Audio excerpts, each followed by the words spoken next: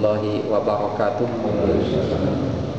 Innal hamdalillah nahmaduhu wa nasta'inuhu wa nastaghfiruh wa na'udzu billahi min syururi anfusina wa min sayyiati a'malina.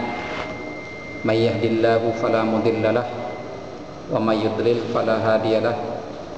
Asyhadu an la ilaha illallah wahdahu la syarikalah wa asyhadu anna Muhammadan abduhu wa rasuluh. Allahumma salli wa sallim wa barik ala Muhammad wa ala alihi wa sahbihi wa man tabi'ahu hudahu ila yaumil qiyamah. Amma ba'du, fa inna asdaqal hadithi kitabullahi ta'ala wa khairal hadi hadi Muhammadin sallallahu alaihi wasallam wa syarral umuri muhdatsatuha wa kullu muhdatsatin bid'ah wa kullu bid'atin dhalalah wa kullu dhalalatin finnar. Ikhwani al-ahibba, mas'alallahu awqatakum bi kulli khair. Pada pertemuan yang lalu kita telah menjelaskan tentang 10 perkara yang membatalkan iman. Kita sudah sampai pada perkara yang kedua, yaitu menjadikan perantara antara manusia dengan Allah Subhanahu wa ta'ala. Menjadikan atau membuat perantara antara manusia dengan Allah Subhanahu wa ta'ala.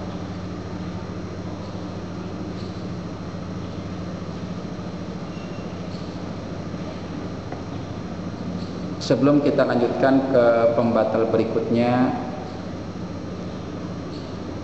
yang masih berkaitan dengan pembatal kedua ini, kita kembali mengkaji kitab Al-Fiqhus Sufi fi Dhaw'il Kitab wa Sunnah, pemikiran sufi dalam timbangan Al-Quran dan Sunnah, yang ditulis oleh seorang ulama besar dari Kuwait, yaitu Syekh Abdurrahman Abdul Khaliq. Di dalam pasal kedua dia menjelaskan tentang akidah dan ibadah orang-orang sufi. Al-Faslus Tsani, lamhatun anil aqidati wasya'airi as-sufiyyah. Beliau katakan, takhtalifu al-aqidatu as-sufiyyatu fi suratiha al-akhirah an aqidatil kitabi was sunnati min kulli wajhin, min haitsu at-talaqqi wal masadir, a'ni masadir al-ma'rifah ad-diniyah. Akidah sufi, kata beliau, berbeda dengan akidah Alkitab dan Sunnah, berbeda dengan akidah yang terdapat di dalam Al-Quran dan Sunnah Rasulullah sallallahu alaihi wasallam. Dan perbedaan yang terjadi adalah perbedaan yang sangat mendasar, dan perbedaan itu dari berbagai segi, dari berbagai sisi. Wabil khusus dari sisi at-talaqqi wal masadir, yaitu sumber pengambilan hukum. Persoalan yang timbul kemudian, jika perbedaan itu terdapat dalam sumber pengambilan hukum, maka tentu saja perbedaan itu akan sangat mendasar, karena perbedaan memang timbul dari dasar. Oleh karena itu,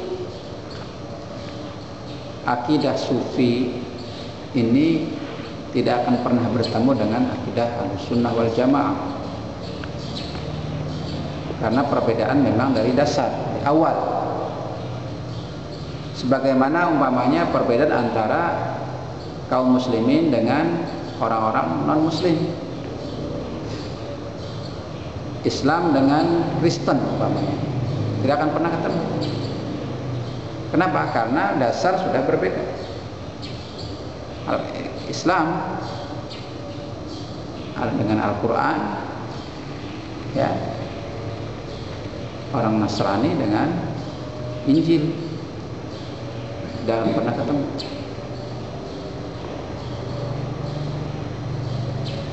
Begitu juga Sufi. Perbedaannya adalah dalam masalah sumber pengambilan hukum, at-talaqqi, masdarut talaqqi. Kemudian beliau katakan, fafil islami la tasbutu aqidah illa bi Qur'anin aw sunnatin. Dalam Islam, kata beliau, akidah itu tidak bisa ditetapkan kecuali dengan Al-Quran dan Sunnah. Sumber akidah adalah Al-Quran, Sunnah, dengan pemahaman salafus saleh, sahabat, tabi'in dan tabi'it tabi'in. Jelas. Lakin fit tasawufi, akan tetapi dalam tasawuf, tasbutul aqidatu bil ilhami. Akidah itu ditetapkan dengan ilham. Ilham. Apa itu ilham? Ilham semacam bisikan, ya, semacam inspirasi yang datang kepada seseorang.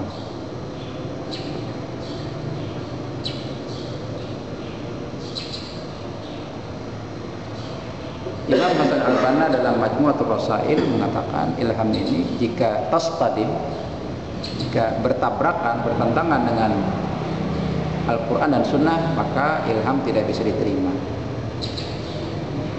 Dapat inspirasi, dapat bisikan, dapat semacam ya, ada sesuatu yang bagus. Kalau memang itu sesuai dengan Al-Quran dan Sunnah, boleh. Tetapi jika bertentangan, bertabrakan, maka tidak boleh diamalkan. Nah, ini satu. Ini di sini dalam pasal kedua, Syekh Abdurrahman Abdul Khaliq mengatakan sumber pengambilan akidah menurut Sufi itu adalah satu ilham, bukan dengan Quran, bukan dengan Sunnah. Yang kedua apa? Wal wahyil maz'um lil awliya. Kemudian dengan wahyu. Jadi ilham dan wahyu, Masya Allah. Padahal wahyu itu tidak ada yang menerimanya kecuali para nabi dan rasul. Tapi kaum sufi mengklaim al-maz'um, mereka mengklaim bahwa wahyu itu bisa diterima oleh orang-orang yang mencapai derajat aulia. Subhanallah, luar biasa. Jadi kalau sudah wahyu ini, maka wahyu itu mutlak kebenarannya, tidak bisa salah. Wahyu. Nah, nanti berkaitan dengan ini, maka kaum sufi berpandangan bahwa orang-orang yang mencapai derajat aulia atau wilayah itu adalah maksum. Mereka terjaga dari kesalahan, bebas dari kesalahan, tidak pernah salah. Bahkan mereka boleh keluar dari syariat Islam, boleh tidak sholat, boleh tidak puasa, boleh berbuat maksiat. Hukum tidak lagi berlaku pada mereka. Jadi mereka mendapatkan wahyu. disebutkan oleh beliau wal wahyil maz'um, wahyu yang diklaim oleh mereka, disangka oleh mereka, sesungguhnya bukan wahyu. Nah, berikutnya adalah wal ittisali bil jinni alladzina yasummunahum ar-ruhaniyin. Kemudian mereka berinteraksi dengan jin, berhubungan dengan jin yang mereka sebut dengan rohaniyun atau rohaniyin.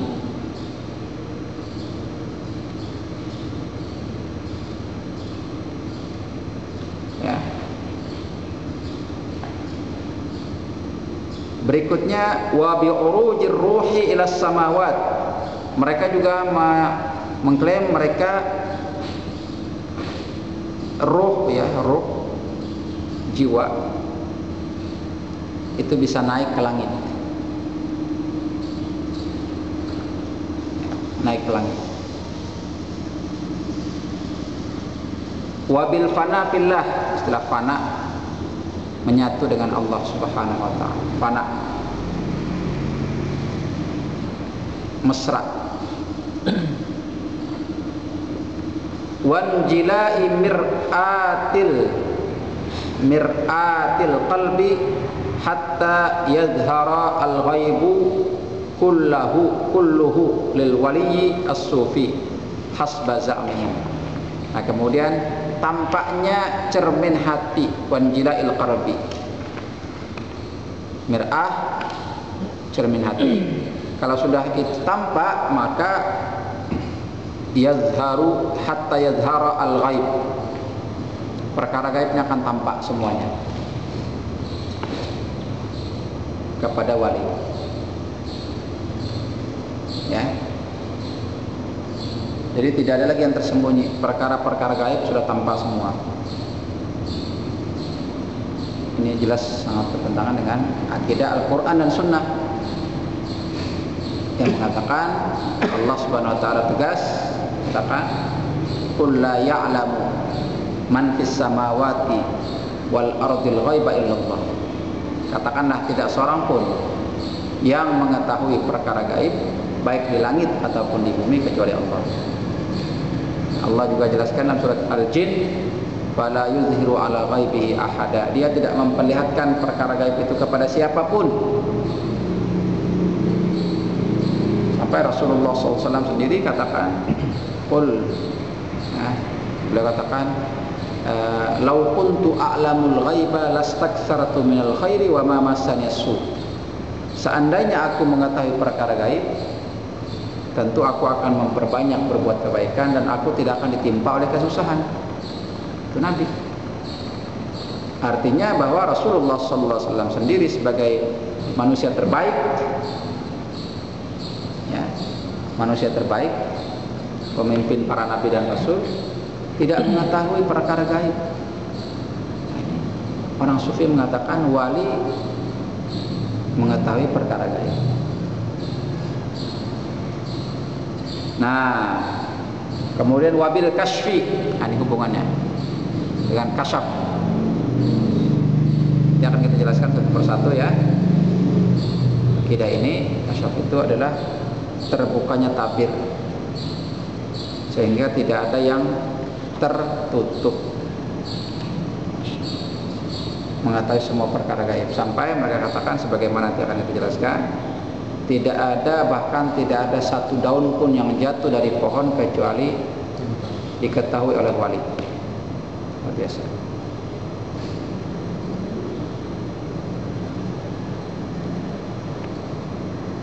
Wa birabtil qalbi bir rasuli haitsu yastamiddu al-ulum minhu fi za'mihim. Kemudian adanya keterikatan hati dengan Rasul,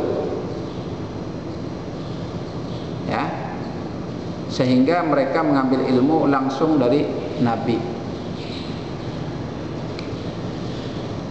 Wa bi liqa'ir rasuli fil yaqazati wal manami hasba za'mihim. Kemudian bertemu dengan Nabi baik dalam waktu terjaga ataupun dalam waktu tidur. Ngaku, saya bertemu Nabi. Persoalannya bukan sampai kepada bertemu Nabi, tapi nanti Nabi kemudian mengajar